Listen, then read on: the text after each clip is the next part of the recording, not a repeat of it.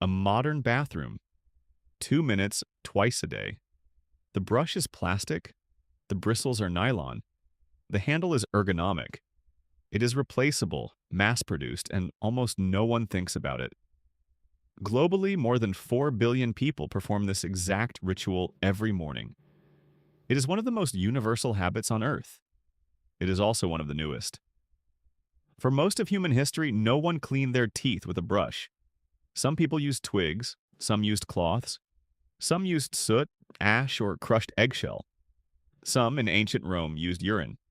Many used nothing at all and lost their teeth before the age of 30. There have been a great many versions of the toothbrush, made of bone, bamboo, ivory, celluloid, and finally plastic. The bristles have come from boars, badgers, horses, and a chemistry lab in Delaware. The story begins, as many stories do, with a stick. 3500 BC, before the brush. For most of human history, dental hygiene was something other people did. The earliest known tooth cleaning tool is the chew stick, a small twig, frayed at one end. Babylonians used them around 3500 BC. The ancient Egyptians did the same, usually with branches from a tree called the arak. The frayed end was rubbed across the teeth and gums. The same tool is still used today in parts of the Middle East and North Africa, where it is called the miswak. The Greeks and Romans took a different approach. They rinsed. Roman dental hygiene relied heavily on urine. The chemistry was actually correct. Urine contains ammonia, which whitens enamel. Roman urine was traded by the barrel. The most prized variety was imported from Portugal on the grounds that it was somehow stronger. Pliny the Elder, writing in the 1st century, noted the practice without skepticism. He recommended it. In other corners of the world, people scrubbed their teeth with soot, ash, crushed eggshells, ox hoof powder, or burnt rosemary. They applied it with a cloth, a finger, or a small bone. The wealthy sometimes chewed aromatic resins. The poor lost their teeth. Across thousands of years and dozens of civilizations, no one had thought of attaching bristles to a stick. For most of human history, dental hygiene was something other people did. Dynasty 1498. The Ming dynasty idea. In 1498, the Hongji Emperor of China was presented with the first known bristle toothbrush. It was a small implement of bamboo or carved bone, drilled with rows of fine holes, threaded with stiff hairs taken from the neck of a wild boar. The bristles were sealed in place with wax. The colder the climate the boar had lived in, the stiffer its hair, and Siberian boar bristles, the stiffest of all, were considered the finest grade. The device worked. Imperial physicians documented it. It spread slowly along the trade routes running west out of China. Then it reached Europe. Europeans had encountered the bristle toothbrush by the 17th century. They generally found it strange and slightly disgusting. The European elite preferred to scrub their teeth with linen rags dipped in salt, ground brick, or burnt herbs. Brushing, and especially brushing with animal hair, was considered an exotic foreign affectation. It was beneath them. The Chinese design was, by every measurable standard, more effective. It cleaned the surface of the tooth. It reached the gum line. It worked in the back of the mouth where rags could not. It would take Europe almost 300 years to copy it, and another century after that to make brushing a daily habit. The Chinese had solved the problem. The world was simply not ready. 1780, a prisoner with time. In 1780, an English rag merchant named William Addis was thrown in Newgate prison for inciting a riot. Newgate offered a great deal of time and very little hygiene. Addis became preoccupied with the standard British method of cleaning teeth. A rag dipped in soot, smeared across the front incisors. He found it inadequate. He saved a small bone from his evening meal. He carved it down to the size of a finger. He drilled rows of fine holes through one end. From a friendly guard, he obtained a clump of stiff boar bristles. He cut them to length, gathered them into tufts, threaded them through the holes, and glued them in place. When he was released, he founded a company to manufacture his invention.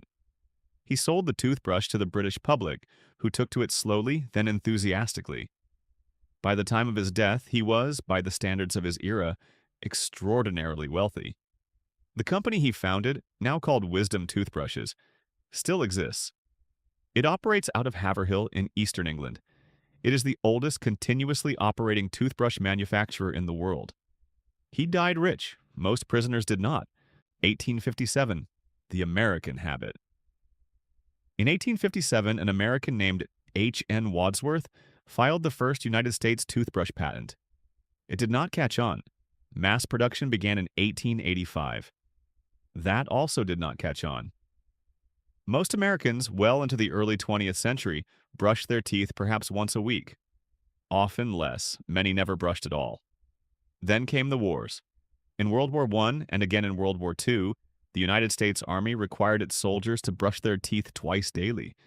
This was enforced. It was enforced by men with stripes on their sleeves. When the soldiers came home, they brought the habit with them. Their wives took it up. Their children grew up with it. By 1950, brushing twice a day was standard practice in America. Before the wars, dental disease had been one of the leading causes of medical discharge from the armed forces.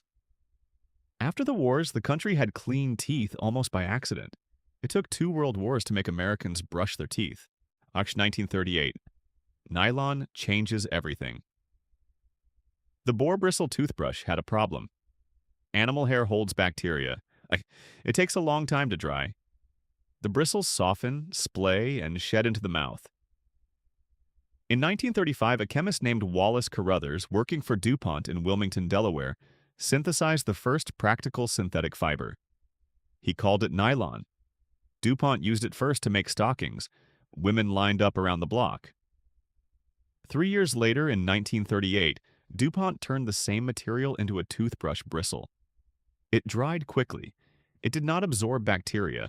It was uniform, durable, cheap, and made of nothing that had ever been alive. The product was called Dr. West's Miracle Tuft. The advertising emphasized repeatedly that the bristles were not made of pig hair. Within 20 years, almost no one was selling boar bristle toothbrushes anymore. The 500-year reign of the wild boar was over. The toothbrush had stopped being part of an animal. Thus, 1954, the plastic age. In 1954, a Swiss doctor named Philippe Guy Vogue invented the first electric toothbrush. It was called the Broxident. It was designed for patients with limited motor function, people who could not brush effectively by hand. It plugged into a wall outlet like a lamp. It remained a niche medical product for almost 30 years. Then, in the 1980s and 90s, the dental industry decided that ordinary people could not be trusted to brush correctly either. The electric toothbrush went mainstream. Sonicare introduced ultrasonic vibration in 1992. Today, nearly 4 billion toothbrushes are manufactured every year. Almost all of them are made of plastic. Almost none of them are recyclable. Most of them end up in landfills where they will outlast the people who use them by approximately 500 years. In response, a small but growing market now sells toothbrushes made of bamboo, threaded with stiff bristles, recreating almost exactly the design issued to the Hongzhi Emperor in 1498. The toothbrush has now spent 500 years going in a circle.